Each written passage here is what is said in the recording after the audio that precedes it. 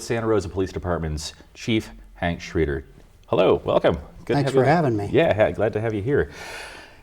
When you started thinking about law enforcement, about how old were you? Were you like a... You know, I actually started doing kind of we actually have it with our ABC grant, doing alcohol stings and compliance checks for Berkeley Police Department in high school. Really? Yeah, and then I rolled from high school to Cal State Long Beach in the criminal justice program.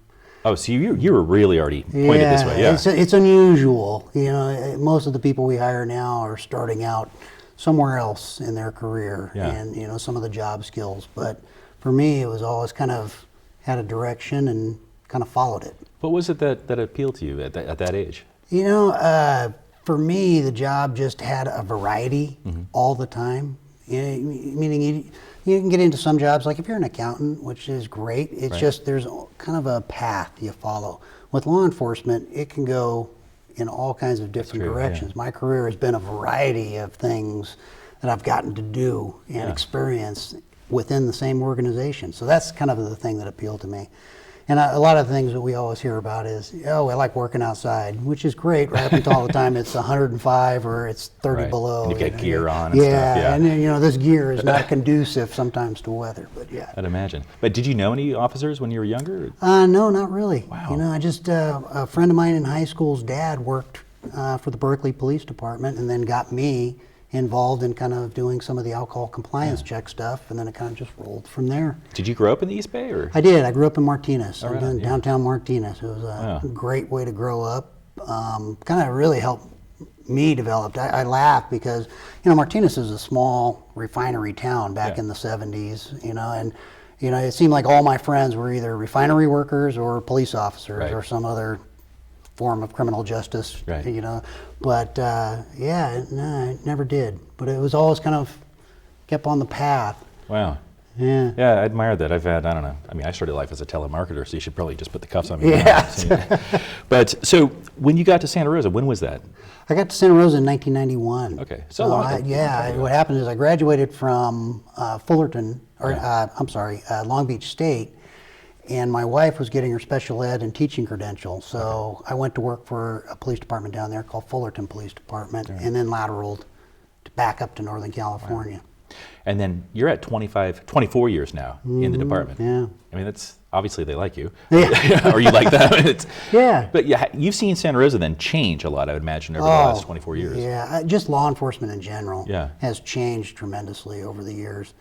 And Santa Rosa itself, you know, what's expected of law enforcement, what's expected of the police department, and then how we've kind of developed programs within the organization. That's one of the things I love about Santa Rosa is it's constantly challenging itself to better provide some of the services that we have in this community. What do you think that is? Why is Santa Rosa so conscientious about how it polices itself? Well, in Santa Rosa, you know, you got to remember, in Sonoma County, in a lot of ways, we have one of the most giving communities in the world, but also one of the most demanding communities. Yeah. So we have people that come out and we get a lot of feedback. Yeah. Well, I was going to say, what do you mean by demanding? Like, no. We get a lot of feedback on how we deliver services and how our officers are interacting and things like that. So we're constantly making adjustments to that in our training plans and things that come up that we do. So we've had everything from kind of really the United States' first real victim services program housed right in the Santa Rosa Police Department, being some of the first to bring advocates from community-based organization that are not part of city government. That are not part of city government, but within our organization so that they can better provide services, to where we get involved in developing, you know, I was a big part of developing the Family Justice Center with Jill Ravitch and all the people involved in that, to bring all those services under one umbrella. So being willing to look at yourself and change is a big component of what I consider to be a proactive and professional law enforcement. And there's this sort of new psychology that seems to have be a trend in terms of policing, which is community policing. Oh, yeah. But what is community policing? Yeah, you know, I get that a lot. What I get is community policing is a philosophy. Okay. It's a way of doing business. so many people want to point to it as community policing is a section within your police department. Right, there's a community department that... Here's my community policing team. Right. With the Santa Rosa Police Department, it's everybody's responsibility to interact with the community, problem solve with the community, and be part of the community. So a lot of the things that we do are associated with that. So I'll give you a couple examples. Our Shop with a Cop program was developed by a sergeant and now lieutenant, where it met a need. We ended up raising money to bring kids on a shopping spree down in Target just before Christmas, and they're kids that are from our Valley of the Moon Children's Home Village Voices program. These kinds of kids that really don't necessarily have a positive experience with law enforcement. Right. So we wanted to give them a positive experience, and then we come out and we make pancakes and breakfast for them. And they see you as people, and not just uniforms. What happens is everybody assumes that it's just the men and women in uniform, but it's not. It's our record staff, it's our dispatch staff, it's everybody in the department. If you make it, and I truly believe this, if you make a community policing unit within your department, everybody looks at it as their responsibility. Right. It's not my responsibility to problem solve. So everything that we do, our beat structure, so you can go online right now, where you live in Santa Rosa, find what beat you live in, find the sergeants that's responsible, the officers that work in that beat, the times they work, the lieutenant, and the captain. That's all in charge of your problem if you have a problem in your neighborhood. I had no idea. I didn't realize it was that. You You literally can email them directly. Wow. And ask for help on a problem. What prompted that kind of transparency and that kind of like access? You know, well, one, I think it's the right thing to do. Number two, I think in many ways the community, it's not an us-them kind of mentality. It's we're part of the community. It's the same community. Yeah, it's the same. And there's this perception, and especially obviously nationally, you're seeing this kind of perception of this kind of wall between law enforcement and the community. And we can't do that. We really can't. So you got to be doing this all the time. One of the things when I interview new employees coming onto the police department, I talk a lot about, I ask them, you know, what are they going to bring to the organization? And the thing that I always emphasize is that we are a community service-based organization. Right. What you say, what you do has an impact on the people out in the community. They have to know that going in. They're hearing it from me. Right. And they're hearing it all the way down through the organization. So yeah, I get that a lot. So because I'll say, well, community policing is, you know, well, oh, it's this unit or that unit. No, it's our school resource officers that are interacting with kids on junior high and high school campuses. It's our downtown enforcement team that's working directly with the merchants downtown and dealing with some of the quality of life issues that we have in those areas. It's the beat projects that come up that officers are involved in solving. And what resources we bring into that. Let's come back to that in a second here. We're with Chief Hank Schreeder of the Santa Rosa Police Department. Be right back.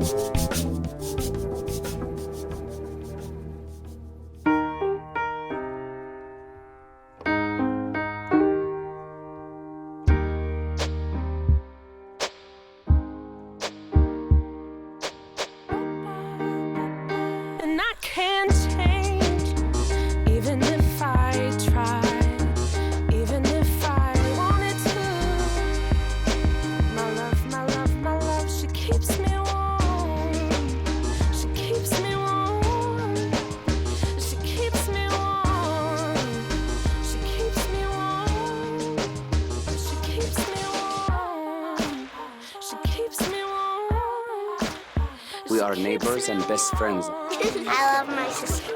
My heart doesn't see race. Love is love. Our family is no less than any other family. Love is kind. Love is patient. And we're back with Chief Hank Schreeder of the Santa Rosa Police Department. We left off talking about community policing and defining it and how departmentally you guys recognize that law enforcement is a part of the community as we would hope the community recognizes law enforcement as part of it. And we're talking about earlier the beat situation where you can actually go online and see who is policing your area and actually access them and reach out to them. That is fascinating. I've never felt like, you know, I never knew that you could have that kind of access. But I always pursue it as a media thing, so I'm always talking to the community relations officer or something like that. let's walk through procedurally what happens. If somebody perceives an incident or they felt something has occurred, they go online. Yeah, they can go online and they can look at, and I would recommend that you be, if it's an issue in the evening hours, Right. for example, that you look at the officers that are working in the evening hours, you email them, and make sure you always CC the supervisor because they're the ones that are going to be responsible for dealing with the project. And then we track the projects and what the results are and things like that so that we know, okay, was there a good outcome on the project? Because contrary to popular belief, we can't solve every problem. I was going to say, what is a good outcome versus a bad outcome? Yeah, well, if we can get it to a point where you can resolve the problem for the person, sometimes it's simple stuff. Right. I mean, an abandoned vehicle or somebody parking their boat on the roadway. Those are simple problems we can get to. When you start getting into more complex problems, like problem houses and things like that, we got to take kind of a deeper look at what the problem is. Right. Sometimes we can get code enforcement involved in some of the things that are going on. So we have these. As community policing, it's not just the officer, it's sometimes other city departments that are getting called in. Sometimes it's That's interesting. other issues, So we Right. got a lot of conversation about streetlights being out. So having Right. them do an evaluation on, is the streetlight, should it be on for safety reasons and these kinds of things? And then you're able to tap the Yeah. department that would Yep. actually handle it. Public Works gets involved in it. So it's really kind of a broader kind of problem-solving model. That's interesting. And when you make it one unit, it's very difficult to kind of make it consistent throughout the organization. Yeah. And Santa Rosa obviously seems to be a leader in this kind of approach, right? I'd like to think so. Yeah, and thanks to you guys, right? But nationally, of course, with a lot of issues that have come up, there's a perception of law enforcement that's distinctly different. Yeah. How does that impact you guys and the work you do here? Yeah, it's amazing. The conversation when you look at a national perspective, it's always interesting when I get into conversations with people that have these very broad kind of perspectives. Law enforcement always does this. Law enforcement Right. always does that. And they're pulling information from the national media and these kinds of things. And I'm always asking them, well, what is Santa Rosa? How is Santa Rosa doing that? Right. And how are you? So I really want you to learn about your community and your police department, because every police department is a community in and of itself, just like every organization is. Right. And every police department interacts with its community different. So the way Santa Rosa Police Department interacts is different than what it's going to be like in the Midwest or Right. back east or some of these areas. So it's really important that people take the time to learn about their organization. Well, speaking about your organization, what is the culture like there? I mean, has it changed? Oh over the yeah, years? Yeah. No, I mean the vast majority of. And I'm asking with no preconception. Yeah, I no. know you- I would say the vast majority of what I do, and our management team does, is work on the culture of the organization, how we interact Right. with the community, how we deal things, and that's done by. But internally, how you guys Oh work? yeah. I mean everything from our policies, from who we hire, how we hire them, to who we promote, makes a difference Right. on this kind of thing. And it's interesting when you have this kind of conversation about, as a chief, when you get things. For example, there was a barbecue that was done on West 9th Street after kind of a string of some violent confrontations down there.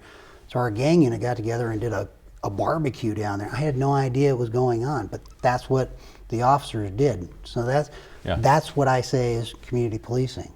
If I said, we're going to do a barbecue down there, that's different. Right. When it's coming from the bottom up, that to me is community policing. How do you think the results of that barbecue? It was phenomenal. Yeah. Yeah, it was just phenomenal. The feedback that we got and things like that. It can't just be one-off though. You can't just do it once and then expect to make significant differences. A lot of communities have distrust towards the police department, you Right. know, and we're dealing with that with the Roseland annexation right now. So the vast majority of what the work Santa Rosa Police Department is going to be doing is kind of building trust down in these communities, and we do it in a lot of different ways. We're already in the schools down there, and we're obviously policing all around it, but we don't necessarily have this intersection, which is still under county jurisdiction. Right. But we still have a lot of work to do in some of these areas. So yeah, I mean, it's when you look at the national model, people start looking at the media and they automatically draw assumptions about what's going on locally. You got to take the time to learn about your community. And do you think the perception is changing? Or who knows what the perception? Yeah. What is your perception of the perception of the community? It's really hard on employees of the police department sometimes when, you know, the perception is this constant, you're doing this or doing that or this. So especially for employees that really want to do the right thing and really got into the work to kind of really do good things in the community. And I imagine that's the kind of employee you're seeking and It culture you're does, trying to and it build. has an impact on who you hire or who wants to get into a job in law enforcement. Right. So, you know, what I try to provide is an environment where, you know, you can do the community-based things and you can do some of the things that really kind of, if that's what you're interested in as a police officer. Right. So we have a variety of people that work for us. For example, we have one sergeant that took the coffee with the cop concept and rolled it out. And it's funny from her perspective, she's doing it because it's right and it's a good thing for the community to meet officers and these kinds of things. From police chief standpoint, it's great to get officers talking to people that are happy to see them. So they have that sort of... They're not in that crisis. Think about what a police officer goes to every day, right? Right. 911 calls, you know, stacked. So you're saying it's affirming for the officers to actually have positive perceptions reflected back on Where them. you start with a program like Coffee with a Cop, where you have just a kind of a core group of people, and then it expands to where you have so many volunteers in the department that you can't accommodate them all. Yeah. So that they want to come in because it's that feeling that there are people that really like what we're doing and are happy with us. That's fascinating. I think people forget that you know, cops are people and Yeah, they want to it's know they're doing good work and they want that work to be appreciated. Yeah. And yeah, let's come back to that after we take a break here with Chief Hank Schreeder of the Santa Rosa Police Department on 7 to 7. We'll be right back. I'm only 17, but I know about investing. Believe in something, buy shares in it, watch it grow. So, what if you could invest in the future? The future of kids, like a stock. Not the kind of stock that's about making money, but a stock for social change. A whole new kind of investment called Better Futures. When you invest, it helps kids go to college. I could be one of the first college graduates from my family, the first philanthropist from my neighborhood. And if I'm the first, then maybe there's a second and a third.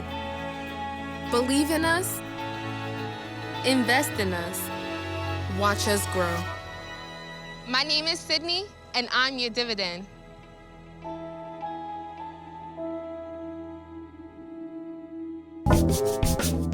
And we're back with Chief Hank Schreeder of the Santa Rosa Police Department. We're talking about the proportionality of some of the issues people have where if, like you mentioned in our break, somebody has their lawnmower stolen from their unlocked shed, that's the most important thing in the world to them. And Absolutely. They don't understand that, you know, the officer that's working with them has seen so much more mayhem earlier in the day that they may not feel they're getting the service that, you know, that they... Oh, yeah. But to that end, are there bad apples in the Oh yeah, department? I think every industry has that. We do, for sure. I mean, we spend a tremendous amount of time through a testing process, backgrounds, psychological testing, you know, all these things that go into hiring a police officer. It's not a guarantee. Right. What you can do is, like we were talking about earlier, is set a culture that doesn't accept behavior that's out of line. Right. And you have policies that are consistent and training that's consistent and everything falls in line. But when things go wrong, my job is I'm going to hold them accountable. Yeah. And that's what it is because we owe that to the community. Let me ask you, how do you ferret out this kind of issues? How do they rise to the top? Generally, they either come in as a complaint from the outside. The vast majority are things that supervisors recognize internally, and then we deal with it internally.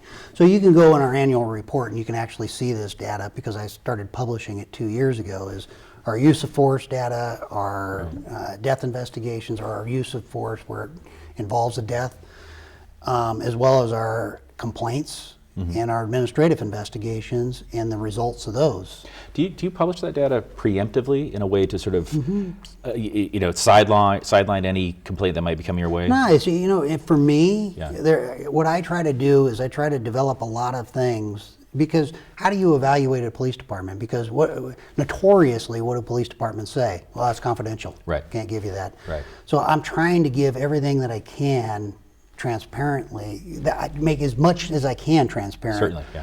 To allow the community to evaluate the police department. Because otherwise, if you don't have any information, you make it up. Right. in a vacuum. So if I give you all the data, because and it started. But it's from, a kind of it's a defensive posture in a way. I mean, well, I think it is. I think nothing wrong with that. I'm just saying. Yeah. But ultimately, for Right. me, I have to answer to those questions when they come up. Yeah. Why did you use this, or why did you do this? I think the vast majority of times when you look at the data, you sit there and go, God, I thought it was a lot more. Right. When you almost had 8,000 arrests and you only used force 160 plus times. How is that possible? Well, because that's the vast majority of times people comply. Now, I would imagine people looking at the data, besides the community at large, are the media. Oh yeah. Let's talk about your relationship with the press. Yeah. Right. Adversarial. No. Yeah. No. Here's my philosophy. Yeah. If you want to talk to me, call me up, make an appointment, we'll talk. The media, for example, the Press Democrat, most of the reporters have my cell phone and my email. So they'll call up and ask the question. It's always more important to develop the relationship with the media where you can have the conversation to talk about what the issues are, because it's going to come out better. Right. But there's going to be issues. There's going to be things that we're going to come up with that. I mean, you're not trying to control the message, obviously, but you're trying to. I'm trying to get it. I'm going to try to give you as much information, because the one thing I know that reporters have is they have editors and they have bosses that are pushing for stories and they want to know what the issues are. So all I'm trying to do is give them enough information to be able to have that discussion with their boss, so that we're getting at least a fairly well-rounded conversation. I don't expect them to always side with the police department. I certainly appreciate when we do get positive media, and I will answer those questions when we don't. Because like you said, we will make mistakes. We're human. That's just the way it is. I mean, has there been any sort of egregious mistake they've made in reporting? Oh, most of the time they're fairly, it's always interesting when you spend 45 minutes talking to a reporter and you get one sentence. And I go, I wish it was this sentence, but it was, but that's okay. For the most part, I have a pretty good relationship with them, and try to maintain that, even with the editorial board, meeting with them and kind of going, what issues you want to talk about? We've had Paul Gullickson on the show, and I could see how he would dig a bit. And no, they all do. Yeah. I mean, is that? I mean, that's part of the job. That's part of the job. I don't think it's okay to shy away from it either as the leader of the organization. In some ways, for me, you got to be available.